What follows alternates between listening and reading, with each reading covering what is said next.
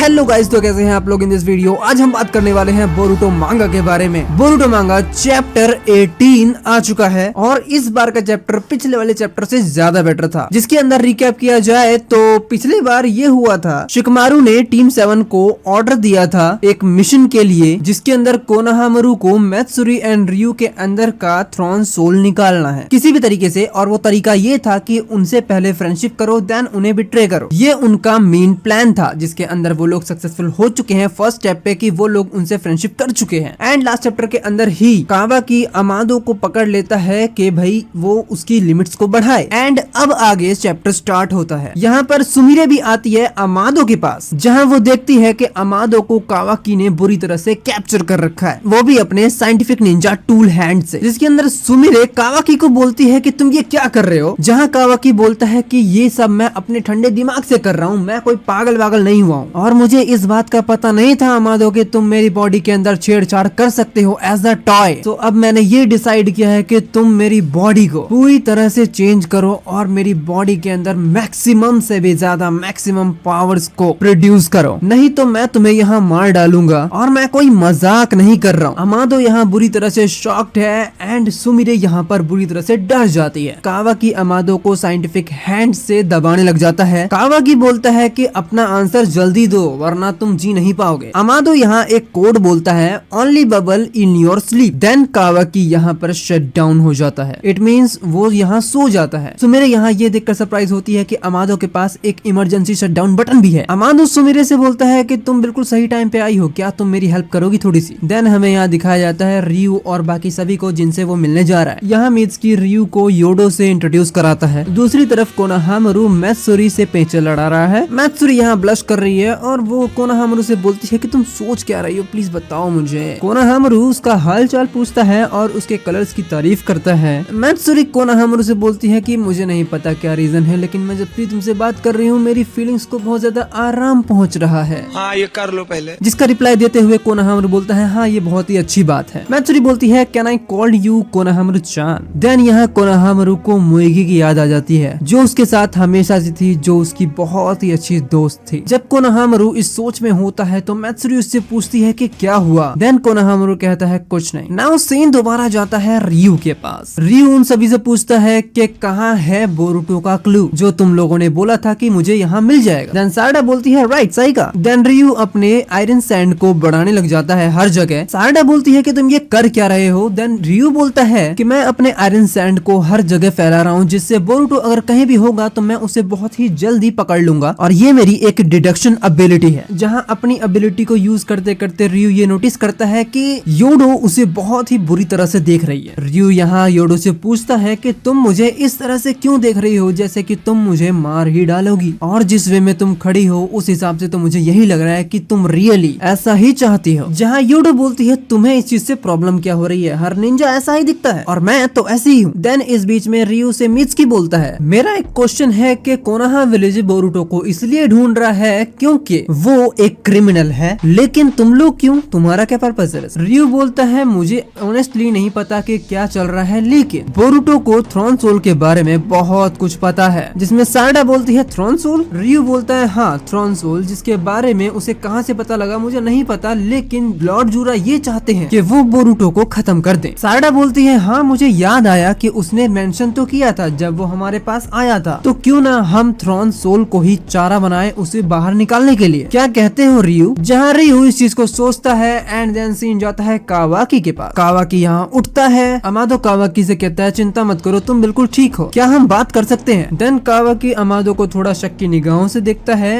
And अमादो बोलता है, मैं तुम्हारे पॉइंट से बिल्कुल सहमत हूँ और जो डिवाइन ट्री का थ्रेट है वो बहुत ही ज्यादा है, बहुत बड़ी इमरजेंसी है, मुझे समझ में आ रहा है, उसे हम अनदेखा नहीं कर सकते और मैं जरूर तुम्हें मॉडिफाई करूंगा, तुम्हारी एबिलिटीज को ऑफेंसिव पावर्स तक ले जाऊंगा, जिससे तुम उन सभी के सामने डटकर खड़े हो सको। लेकिन इन सब में मेरी सिर्फ एक कंडीशन है। जहाँ हमें अबे की यानी अमादो की डॉटर को दिखाया जाता है, जो एक मशीन के अंदर होती है और उस मशीन के डॉट का शेप सेम टू सेम कारमा की तरह होता है। यहाँ अमादो बोलता है कि ये डेल्टा नहीं है, ये एक फ्रेश बॉडी है जो मैंने अपनी बेटी के लिए प्रिपेयर किया है, जिससे मेरी बेटी दोबारा से रिजरेक्ट हो सके, जिससे तुम अपना कारमा इस मशीन के अंदर इम्प्लांट करोगे और उस कारमा से मेरी बेटी का एक नया जन्म होगा और मेरी बेटी का डाटा मैंने तुम्हारे कारमा के अंदर स्टोर किया है और इस प्रोसेस से उसकी एग्जिस्टेंस इस वर्ल्ड में दोबारा से आ सकती है। मैं इस चीज को करने में बहुत बार फेल हुआ हूँ क्योंकि ये काम सिर्फ एक गॉड कर सकता है, मैं नहीं कर सकता। मैं जो कर सकता था वो मैंने किया, यही मेरे लाइफ का एक वन एंड ओनली पर्पस है। सो प्लीज हेल्प मी कावाकी, मैं तुमसे भीख मांग रहा हूँ इस चीज के लिए और यही मेरी कंडीशन है। कावाकी थोड़ी देर सोचता है, देन वो बोलता है कि ये ध्यान रखना कि अगर तुम्हारी बेटी किसी उत्सुकी में बदल गई तो मैं उसे मार डालूंगा। अमादो बोलता है कि कोई बात नहीं, तुम्हें जो करना है करो, भले वो उत्सुकी में बदल जाए फिर भी मैं तुमसे ही फाइट करूंगा इस चीज के लिए, जितना भी मेरे पास होगा उसके हिसाब से। कावाकी बोलता है मैं तुम्हारे टर्म्स को नहीं मानने वाला।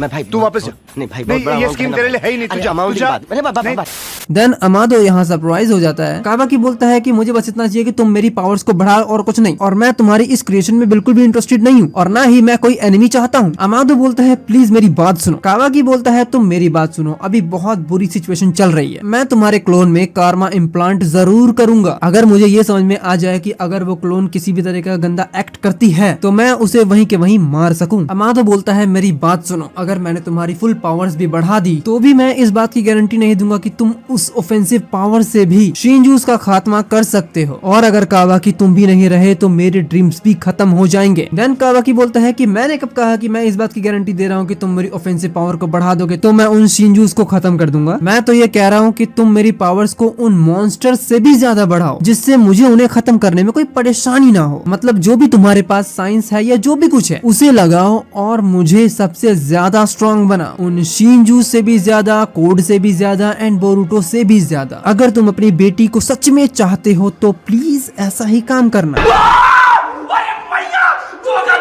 अमादो यहाँ बुरी तरह से शॉक्ड है और अब एक्चुअल में कावाकी मेन हीरो के कैरेक्टर में आएगा। नाउ सीन जाता है मैत्सुरी एंड कोनोहामारू के पास। यहाँ मैत्सुरी लट्टू है बिल्कुल कोनोहामारू के ऊपर, जो यहाँ बोलती है कि भाई मुझे तुमसे बात करके बहुत ज्यादा मजा आ रहा है। मैं कोई बहुत दिनों से अलाइव तो नहीं हूँ लेकिन फिर भी मैं तुमसे बात करके बहुत ज्यादा खुश हूँ। Then Konohamaru chan please will you. तब एक कोनोहामारू मैत्सुरी को बोलता है कि होल्ड ऑन, तुम मुझसे ऐसे बात नहीं कर सकती प्लीज। मैत्सुरी बोलती है क्या हुआ तुम्हें? कोनोहामारू बोलता है बस मुझे एक ही पर्सन ऐसे बोलती थी कोनोहामारू चान, ये मेरे लिए बहुत बड़ा सरप्राइज है लेकिन फिर भी तुम बुरा मत मानना, लेकिन तुम मुझे सिर्फ कोनोहामारू ही बोलो। नाउ मैत्सुरी का मूड पूरा का पूरा चेंज हो जाता है। मैत्सुरी बोलती है the only person who is dead baby. Konohamaru डरते हुए बोलता है तुम इतना मत सोचो। मैत्सुरी बोलती है कहीं तुम उस मोइगी की तो बात नहीं कर रहे हो? एग्जैक्टली वही है ना, मैं सही हूँ ना? देन यहाँ मैत्सुरी अपने फर निकालती है और कोनोहामारू को धमकाती है कि तुम आंसर करो कौन है वो सारुटोबी कोनोहामारू, जहाँ कोनोहामारू डर जाता है बुरी तरह से।